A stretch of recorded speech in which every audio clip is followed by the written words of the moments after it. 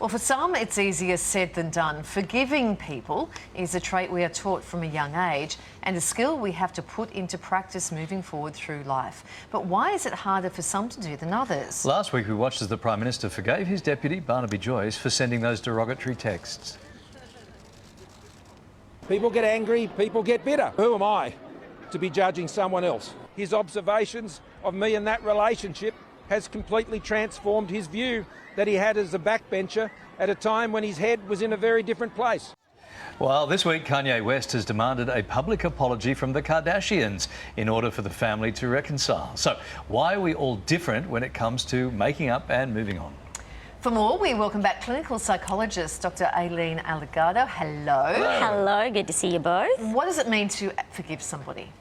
It's a commitment to a process of letting go of the suffering and previous hurt that somebody has caused us in order to live life and move on.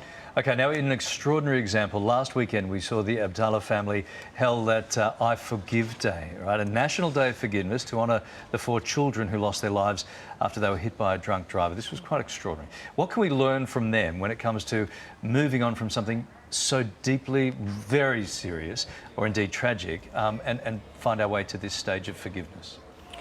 What we can learn from that is that forgiveness, there's nothing too small or too big that we can't let go of. And it's a process at which forgiveness is really good for our health, for physical and mental well-being.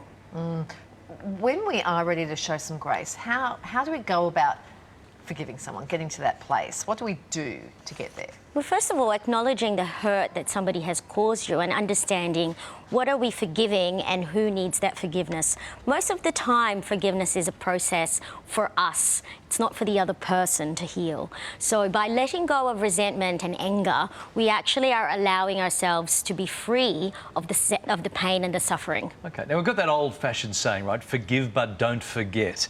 Is that a reasonable attitude to have?